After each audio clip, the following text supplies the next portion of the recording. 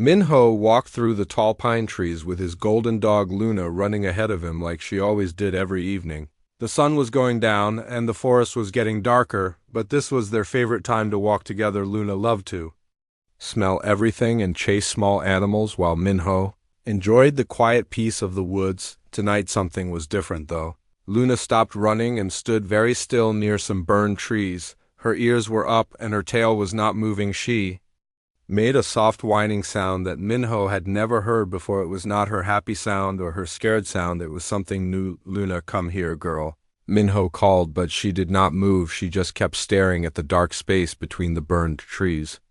Her whole body was tense, like she was ready to fight or run, but she could not decide which one to do. Minho walked closer to see what was making Luna act so strange. As he got near the burned area, he could smell something weird in the air. It was not like smoke or rotting wood. It was something clean and sharp like metal, but also sweet like flowers. Luna looked back at him with her big brown eyes and whined again. Then she took a few careful steps toward the shadows between the trees. Minho followed her, even though something in his stomach felt worried. When he pushed through the low branches and thick bush, he saw something that made him stop breathing. There was a person sitting against one of the burned tree trunks, but it was not really a person at all. The being had skin that looked like silver metal, but it moved like normal skin. The arms and legs were too long for a human, and the fingers had too many joints. The face was almost human, but the eyes were huge and purple like deep water. The hair was white and seemed to move by itself, even though there was no wind. Luna crept closer to the strange being very slowly. Her nose was working hard to smell this new creature. The being looked unconscious, or maybe sleeping. Its chest was moving up and down, so Minho knew it was alive. The creature was wearing clothes that looked like they were made from liquid metal. The fabric seemed to change colors from silver to blue to green. As Minho watched, strange symbols were glowing softly all over the suit, but they were getting dimmer. As he looked at them, Minho felt his heart beating very fast. This was impossible. Things like this did not happen to people like him. He was just a computer programmer who lived alone in a small house. He was not the kind of person who found aliens in the forest, but Luna seemed to know exactly what to do. She walked right up to the being and gently touched its hand with her nose. The creature's eyes opened slowly and looked right at Luna. Then those purple eyes moved to look at Minho. Minho expected to feel afraid, but instead he felt something else. The creature's eyes looked tired and sad, but also grateful, like it had been waiting for someone to find it. There was intelligence in those eyes and something that felt almost human, even though this being was clearly not human at all. The creature tried to sit up straighter against the tree trunk, and Minho could see dark stains on its silver suit that looked like blood. The being was hurt and needed help. Minho looked around the forest, but they were alone except for Luna, who was now sitting right next to the creature like she was guarding it. "What are you?" Minho whispered, but the creature just looked at him with those deep purple eyes. It opened its mouth, but no sound came out except for a soft musical noise that sounded almost like singing. Luna made a decision for all of them. She stood up and walked back to Minho, then looked toward their house, then back at the creature. She did this 3 times until Minho understood what she wanted. "You want me to take it home?" he asked. Luna and she wagged her tail once, which was her way of saying yes. Minho looked at the hurt being again. It was not very big and looked light, like it might not weigh very much. The creature seemed to understand what they were talking about because it tried to stand up but fell back against the tree with a soft gasp. "Okay," Minho said, mostly to himself. "I must be crazy, but okay." He walked over to the creature and carefully put his arms under its shoulders and knees. When he lifted it up, he was surprised at how light it was. It felt like lifting a large bird instead of a person. The creature's skin was warm but felt different from human skin. It was softer and seemed to have a very faint glow. The being looked up at Minho as he carried it and made that soft musical sound again. This time it sounded like "thank you," even though there were no real words. Luna led the way back through the forest. She kept looking back to make sure Minho was following and that the creature was okay. Several times she stopped to sniff the air like she was checking for danger, but she seemed satisfied that they were safe. As they walked back to the house, Minho tried to think about what he was doing. This creature was obviously not from Earth. It had to be from somewhere far away in space. Maybe its ship had crashed in the forest, maybe there were others looking for it, maybe the government or the army would come looking for it, but every time he looked down at the being's face he saw something that made him keep walking. The creature looked at him with such trust and gratitude that Minho felt like he could not let it down. This being needed help, and Luna had decided they were going to help it. When they reached Minho's small house, Luna ran ahead and scratched at the back door.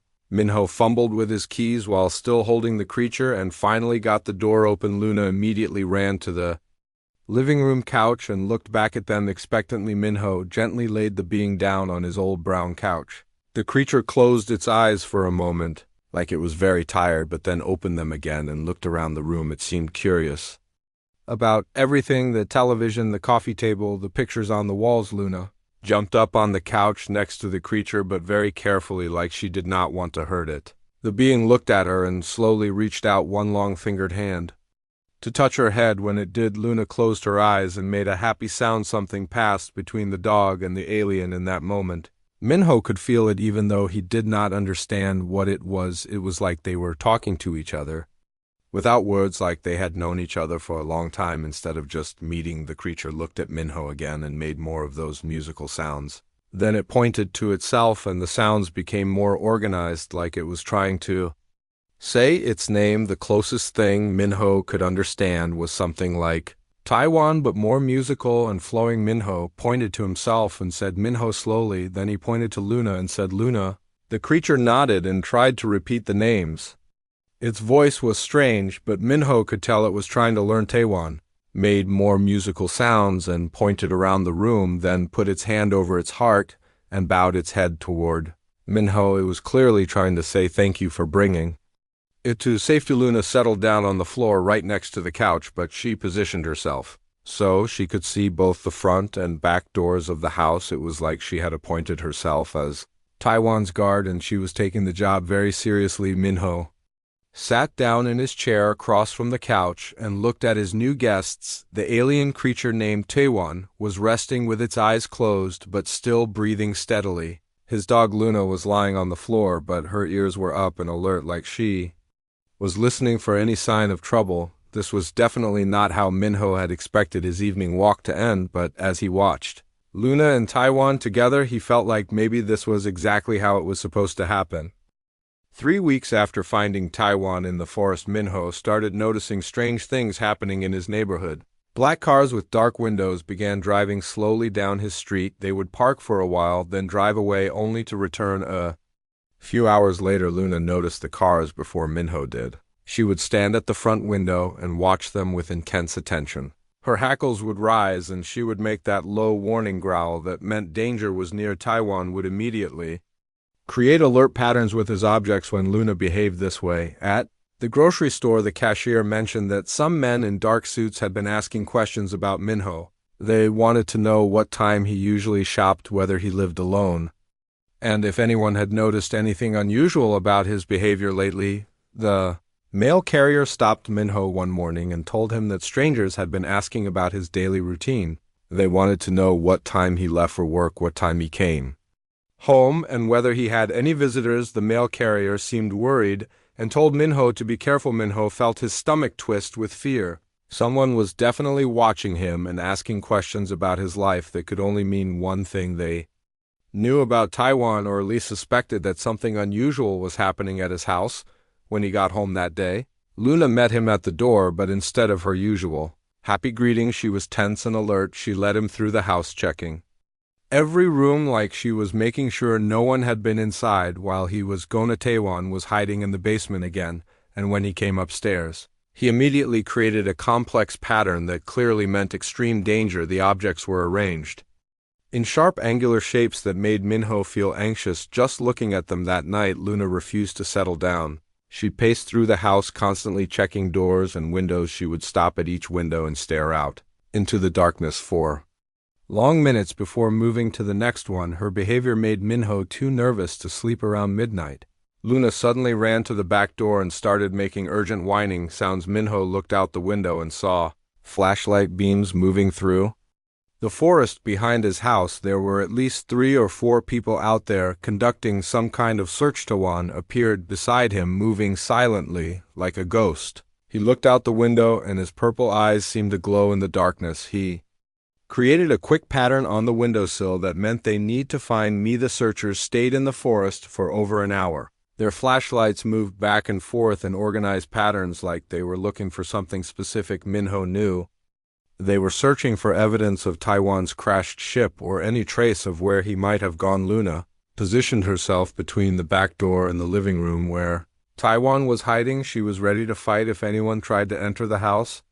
Her whole body was coiled like a spring, and her eyes never left the back door. The next morning, Minho found muddy footprints on his back porch. Someone had been right up to his house during the night. The back door was still locked, but there were scratches around the lock like someone had been testing it inside the house. Nothing seemed to be missing, but everything felt different somehow, like someone had been inside looking around, touching things, trying to find clues. Luna walked through every room, sniffing carefully like she was checking for foreign scents. Taiwan created urgent warning patterns all day long.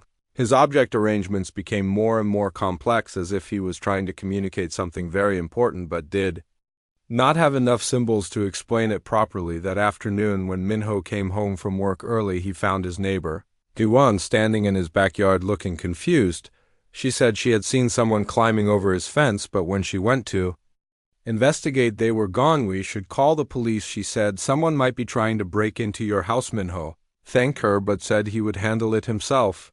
He could not risk having police officers come to his house and possibly discovering Taiwan. The situation was getting dangerous, but involving authorities would make it much worse. Luna seemed to understand the growing threat. She began sleeping during the day, so she could stay awake all night guarding the house. She would position herself where she could see multiple entrances at once, and she never fully relaxed. Dawan started spending more time in the basement during the day, only coming upstairs after dark when the curtains were closed. He looked worried and sad, like he knew his presence was putting Minho and Luna in danger. The black cars appeared more frequently now. Sometimes they would park right in front of Minho's house for hours. The windows were too dark to see inside, but Minho could feel eyes watching him.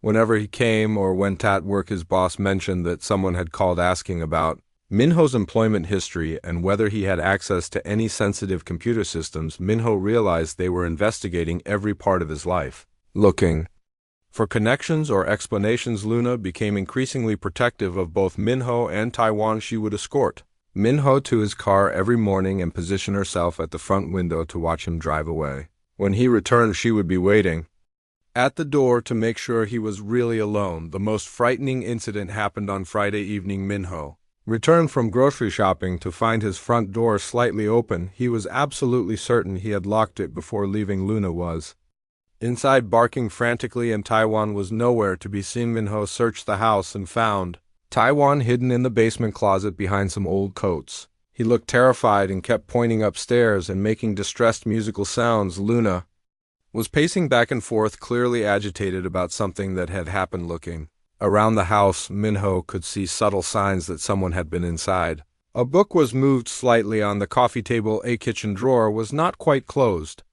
All the way, the couch cushions looked like someone had lifted them to search underneath. Tuan created frantic warning patterns that seemed to say, "They found this place. They know I am here. We are all in danger now." The beautiful object arrangements he usually made were replaced by harsh angular designs that hurt to look at. That night, none of them slept. Luna kept constant watch, moving from window to window like a sentry. Taiwan stayed in the basement, and Minho sat in his chair with a baseball bat, wondering what he should do. The searchers returned to the forest behind his house, but this time they came closer to the house itself. Minho could see their flashlights moving around his garden and garage. They were definitely looking for signs of alien presence. Luna growled constantly under her breath, a sound so low Minho could barely hear it, but it made his skin crawl. She was ready for a fight, and Minho realized that if anyone tried to take Taiwan, she would defend him with her life. By morning, it was clear that their peaceful life together was over. Someone knew about Taiwan, and they were closing in. The black cars, the searchers, the questions about Minho all pointed to the same conclusion. They had been discovered. Daewon spent the day creating the most complex object pattern Minho had ever seen.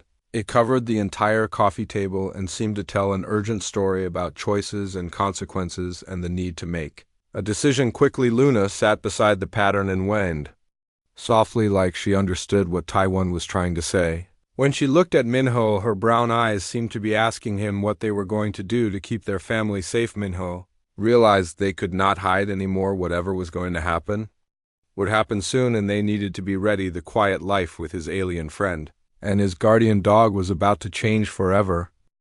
Agent Park returned the next morning with a team of scientists, doctors, and linguists, but she came to the front door alone and knocked politely instead of surrounding the house with armed officers. When Minho opened the door, she was holding a bouquet of flowers and a bag of dog treats. "I brought gifts," she said with a warm smile.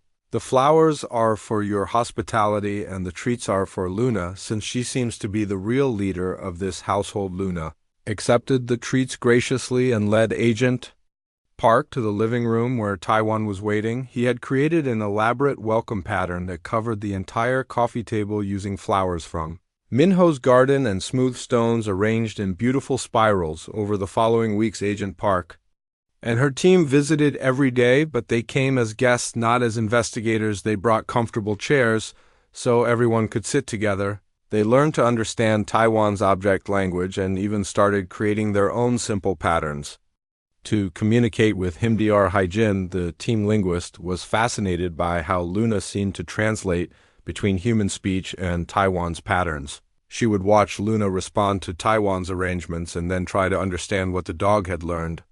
Luna seemed to enjoy her role as interpreter and would wag her tail when the humans finally understood something correctly. The most amazing discovery came when Dr. Haijin realized that Taiwan's people, the Villani, had a concept called bond guardians.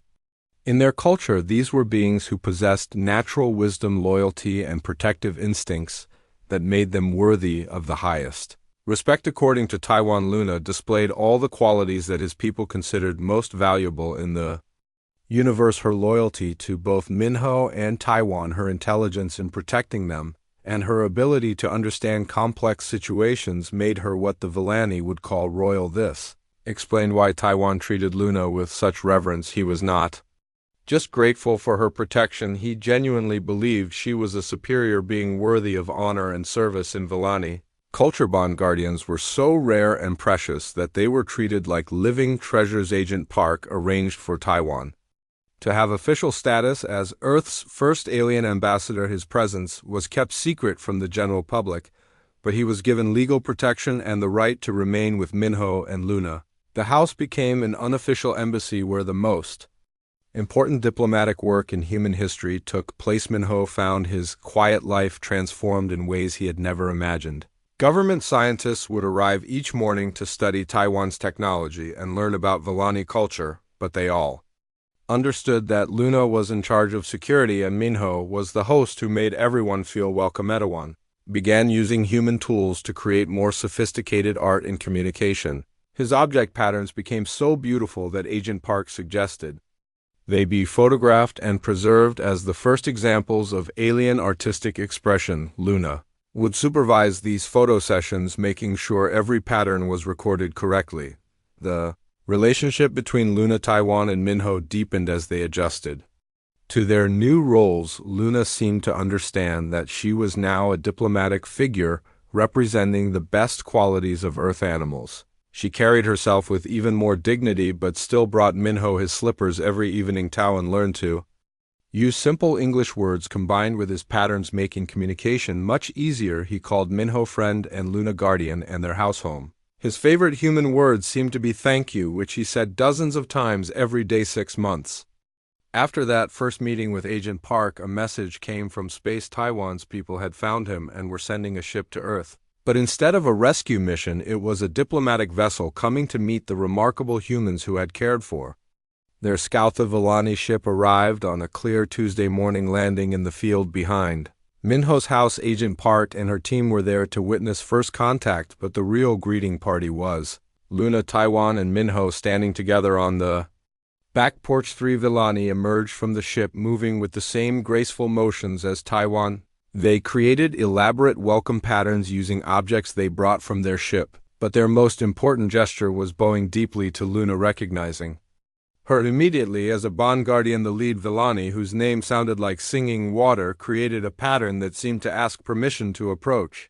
Luna looked at Minho and Taiwan, then walked forward to meet the visitors. She sniffed each of them carefully, then wagged her tail, giving her approval. What followed were weeks of careful cultural exchange. The Villani were amazed by human kindness, and especially by the bond between different species that Luna represented. They shared advanced technologies and knowledge about the universe, but they were most interested in learning about friendship, loyalty, and love. Agent. The next morning, Minho woke up to find Luna still lying beside the couch where Taiwan was sleeping. The alien looked much better than he had the night before. The dark stains on his silver suit were gone and his skin seemed brighter. The strange symbols on his clothes were glowing softly again. Taiwan opened his purple eyes when he heard Minho walking into the living room. He sat up slowly and looked around like he was trying to remember where he was. When he saw Minho and Luna, he made those musical sounds again and put his hand over his heart. Minho went to the kitchen to make coffee and wondered what aliens ate for breakfast. He looked in his refrigerator and cupboards, but everything seemed so normal and human. He decided to try offering Taiwan some water first. When he came back with a glass of water, Taiwan was sitting on the edge of the couch with Luna right beside him. The alien took the glass carefully with his long fingers and sniffed it before taking a small sip. His face showed surprise and then pleasure. Like water tasted better than he expected. Taiwan drank the whole glass and then looked at Minho with those grateful eyes. He stood up from the couch and walked around the living room, touching things gently. He seemed fascinated by everything: the lamp, the books, the remote control for the television. Luna followed Taiwan everywhere he went like she was his personal bodyguard.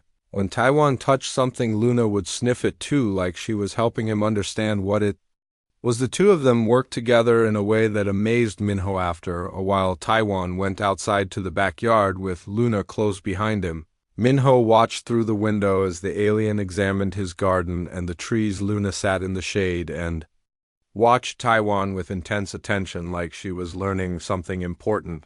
When Taiwan came back inside, he had collected some small stones and twigs from the yard. He arranged them on the coffee table in a perfect circle. Then he pointed to the circle and then to Minho and made his musical sounds.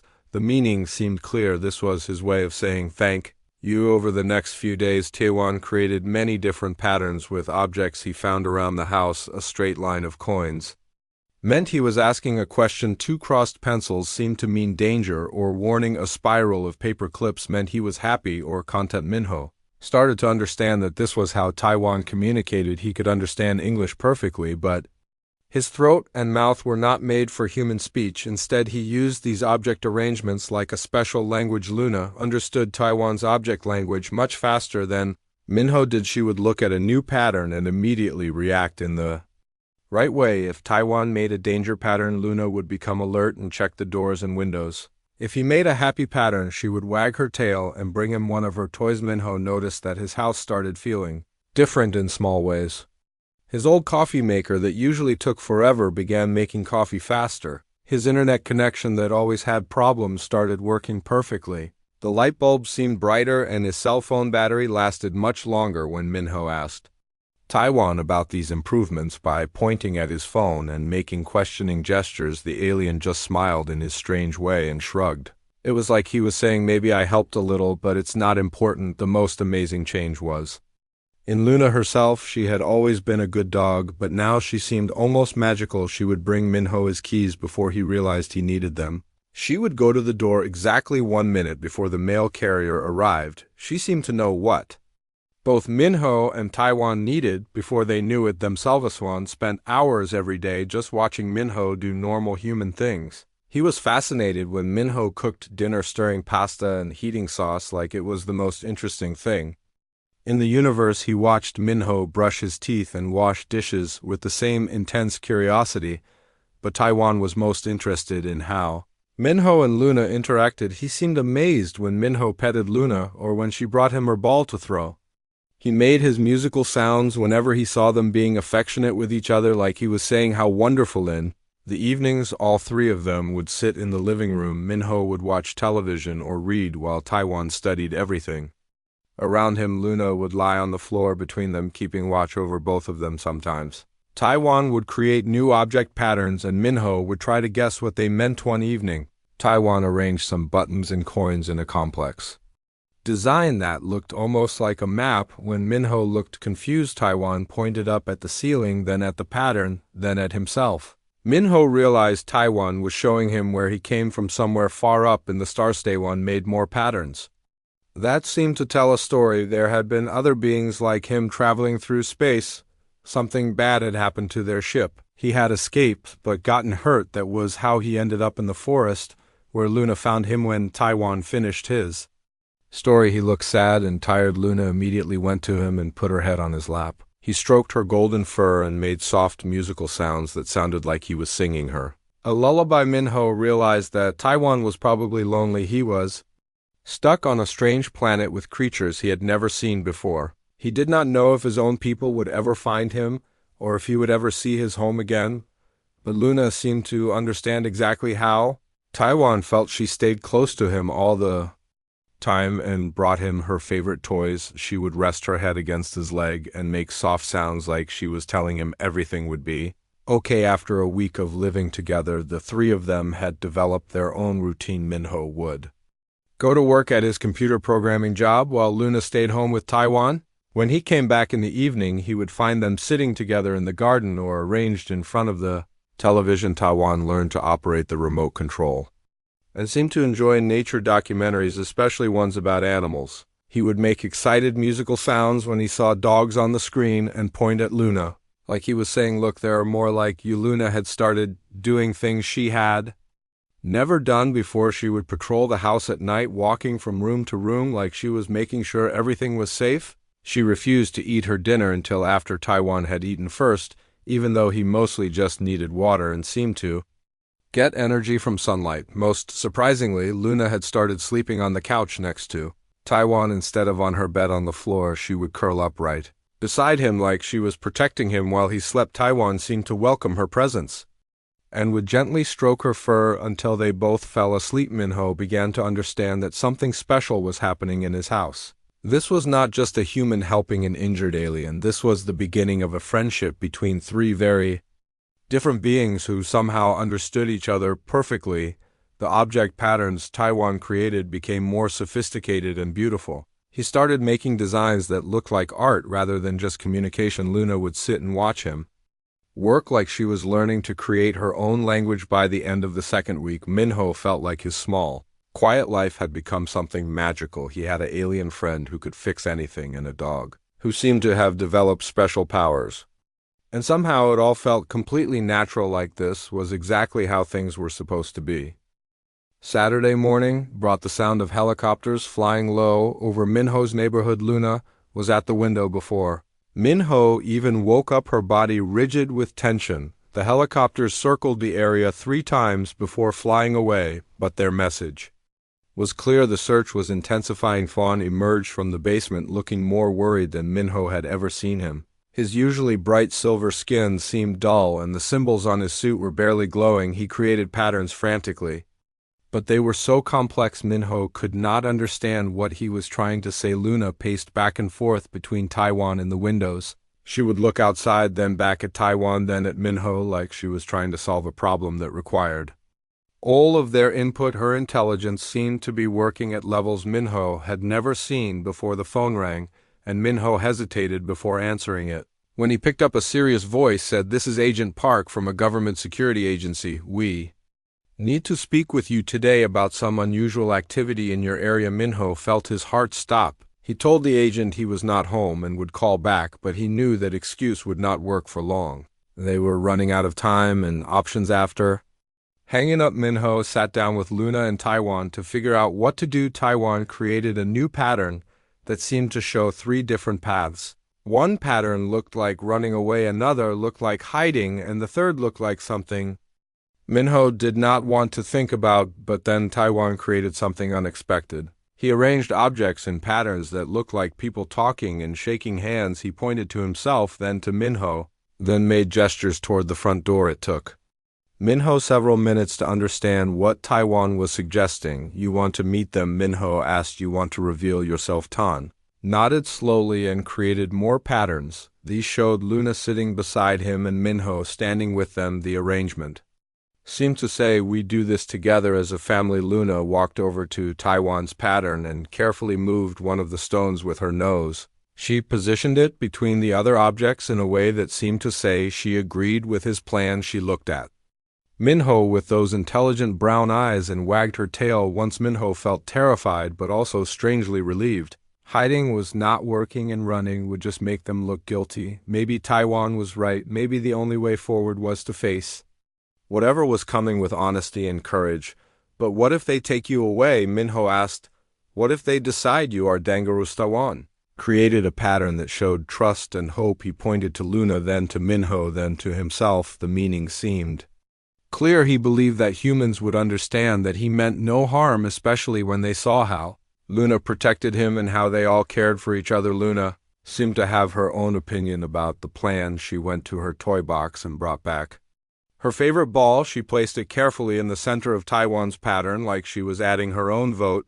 Then she sat down between Minho and Taiwan and looked toward the front door. The three of them spent the day preparing for what might be their last day together as a secret family. Taiwan created beautiful patterns all around the house like he was decorating for an important ceremony. Luna groomed herself carefully and brought all her favorite toys to the living room. Minho cleaned the house and made sure there was plenty of food and water available. He did not know what would happen when the authorities arrived, but he wanted everything to be perfect. He wanted them to see that this was a home filled with love and friendship, not a place where anything dangerous was happening. That evening, as the sun was setting, Minho made a decision. He called the number Agent Park had given him. When the agent answered, Minho took a deep breath and said, I think you should come to my house. There is something I need to show you. Agent Park said they would be there within an hour. Minho hung up the phone and looked at Luna and Taiwan. They were both watching him with expressions that seemed to say, we are ready. Luna positioned herself on the floor in front of the couch where Taiwan was sitting. She was not hiding or cowering. She was presenting herself as his protector and guardian. Her posture was proud and dignified, like she knew she was about to meet important people. Taiwan arranged one final pattern on the coffee table. This one was different from all the others. It was symmetrical and beautiful, with objects placed in perfect harmony. It looked like a greeting or welcome, like he was preparing to introduce himself properly. Minho put on his best clothes and made sure the house looked perfect. He wanted the agents to see that he was a normal, responsible person who had made friends with someone who just happened to be from another planet. When the knock came at the door, Luna did not growl or hide. Instead, she stood up and walked calmly to her position beside Taiwan. She looked ready to meet whatever was coming with dignity and courage. Minho opened the door to find Agent Park and two other people in dark suits. They looked serious and official, but not unfriendly. Agent Park was a middle-aged woman with kind eyes who seemed more curious than threatening. Agent Park looked past Minho into the living room, and her eyes widened when she saw Taiwan sitting calmly on the couch with Luna beside him. She had clearly not expected to find exactly what they were looking for, sitting peacefully in someone's living room. May we come in? Agent Park asked in a voice that was professional but not hostile. Minho stepped aside and gestured for them to enter. Taiwan stood up slowly and bowed his head in a gesture of respectful greeting. Luna remained beside him, but her tail wagged slightly like she was saying hello to new friends. Agent Park and her companions walked into the living room and stood looking at Taiwan with expressions of amazement and wonder. They had come prepared for many things, but not for an alien being who welcomed them politely into a cozy living room. This is Taiwan, Minho said, trying to keep his voice steady. He was injured when my dog Luna found him in the forest. He has been recovering here as my guest. The one stepped forward and created a quick pattern on the coffee table using items that were already there. The pattern was clearly a greeting and an offer of friendship. Agent Park watched with fascination as Luna helped by moving one of the objects with her nose. Agent Park looked at Minho, then at Luna, then at Taiwan. She seemed to be trying to understand how these three very different beings had become a family. She asked if she could sit down, and Minho nodded toward the chairs. What Followed was the most important conversation of Minho's life. Agent Park asked careful questions about how long Taiwan had been there, whether he had tried to contact anyone, and whether there were others like him. Minho answered honestly, explaining how Luna had found Taiwan and how they had all learned to live together. Luna seemed to understand the importance of the meeting. She demonstrated her protective role by staying close to Taiwan, but also showed her friendly nature by bringing Agent Park one of her toys. Agent Park accepted the toy with a smile that seemed genuine. Taiwan created pattern after pattern, showing his gratitude for Minho's care, his friendship with Luna, and his peaceful intentions. Agent Park watched each arrangement carefully and seemed to be beginning to understand this unique form of communication. By the end of the evening, Agent Park was sitting on the floor examining Taiwan's patterns while Luna supervised and Minho served tea, like they were all old friends meeting to discuss something important rather than a first contact situation that could change human history. When Agent Park finally stood to leave, she looked at all three of them and said, "I think we need to have many more conversations, but I can see that you have created something very special hereafter." The agents left. Minho, Luna, and Taiwan sat together in their living room. They had taken the biggest risk of their lives, and somehow it seemed to be working out. Agent Park had not tried to take Taiwan away. She had not treated him like a threat. She had seen what Minho and Luna knew, that Taiwan was a friend who needed protection, not an enemy to be feared. Everything changed on a Tuesday afternoon when Minho heard someone knocking on his front door. Luna immediately jumped up from her spot next to Taiwan on the couch. Her ears went back and she made a low growling sound that Minho had never heard from her before. Taiwan looked alarmed and quickly created a pattern with some coins on the coffee table that clearly meant danger. Minho understood right away and pointed toward the basement. Taiwan moved faster than Minho had ever seen him move, disappearing down the basement stairs in seconds. Luna positioned herself at the top of the basement stairs.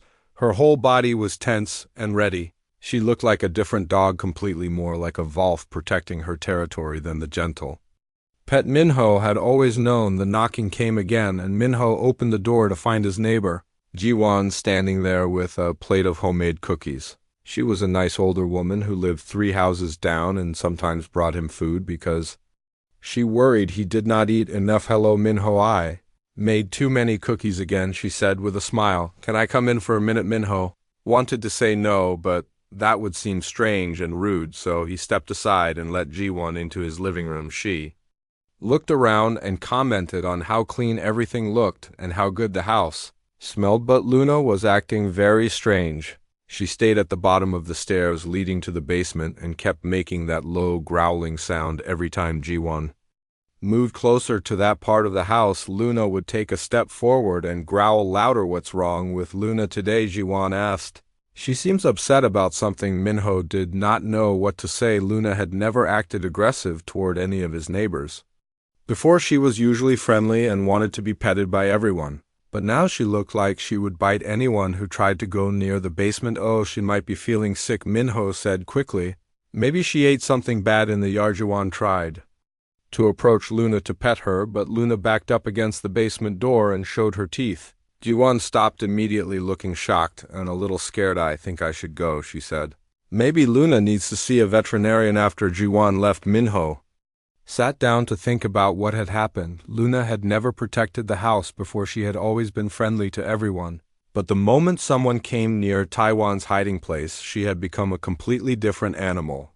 When Taiwan came back upstairs, he went straight to Luna and put his long hand on her head. She immediately relaxed and wagged her tail. He made his musical sounds to her, and she made soft whimpering sounds back, like they were having a conversation. Over the next few days, Minho watched Luna carefully and realized she had appointed herself as Taiwan's personal guard. She would not let anyone get close to him when he was vulnerable. She had somehow decided that protecting the alien was her most important job. Luna started patrolling the house at night, but now Minho understood she was not just walking around randomly. She was checking every door and window.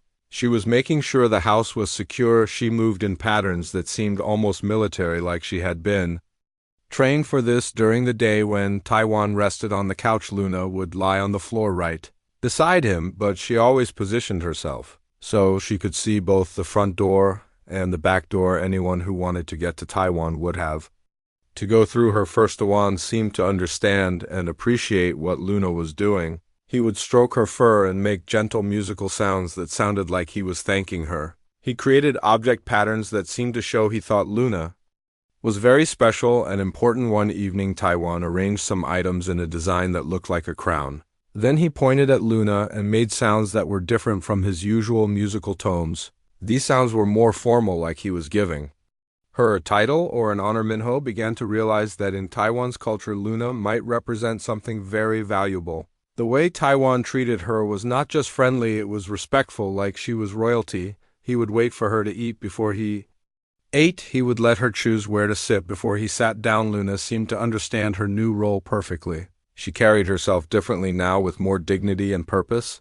When she looked at Minho or Taiwan, her eyes seemed more intelligent and aware, like she had awakened abilities she did not know she had. The bond between Luna and Taiwan grew stronger every day. They seemed to communicate without sounds or gestures. Sometimes Minho would see them just sitting together staring at each other like they were sharing thoughts. Luna started bringing Taiwan-specific things without being asked. She would bring him stones from the garden arranged in certain patterns. She would bring him flowers or leaves that seemed to have special meaning. Taiwan would always accept these gifts with great ceremony. At night, Luna would sleep directly on the couch next to Taiwan instead of on the floor. She would curl up against his side like she was keeping him warm and safe. Taiwan would keep one hand on her fur like he was making sure she was still there. Minho noticed that Luna was eating less, but seemed more energetic than ever. She would spend hours sitting in the garden with Taiwan, just watching the sky like they were waiting for something. Sometimes at night, Minho would find them both at the window looking up at the stars. Luna also became more protective of Minho himself. She would walk with him to his car every morning and be waiting at the door when he came home from work. She seemed to have decided that both Minho and Taiwan were under her protection. When the mail carrier came to the door, Luna would position herself between the door and the basement. She was always polite but alert, making it clear that she was watching. When delivery trucks came, she would escort Minho to the door and back, making sure no one tried to enter the house. Taiwan created more complex object arrangements that seemed to tell Luna stories about his home planet and his people. Luna would sit very still and watch as he moved items around like she was memorizing every detail. Sometimes Taiwan would create patterns that looked like other animals, and Luna would respond by bringing him her toys or doing specific tricks. It was like they were teaching each other about their different worlds. The most amazing thing was how Luna seemed to anticipate danger before it happened. She would become alert and protective hours before strangers appeared in the neighborhood. She would refuse to go on their evening walks if something felt wrong to her. Minho realized that Luna had become something more than just a pet dog. She was now a guardian and protector with instincts and abilities that seemed almost supernatural. The gentle golden retriever he had rescued from a shelter had transformed into something magnificent. One treated Luna like she was the most important being in the universe. He would bow his head to her when she made decisions. He would follow her lead when she decided it was safe to go outside or when they should stay hidden. By the end of the third week, Luna had established herself as the leader of their small family. She made the decisions about security and safety, while Taiwan provided wisdom and healing, and Minho took care of practical human needs like food and shelter. The house felt different now. It felt protected and special, like it had become a sacred place where 3 different species had learned to live together in perfect harmony under the watchful guard of a dog who had discovered she was meant for something extraordinary.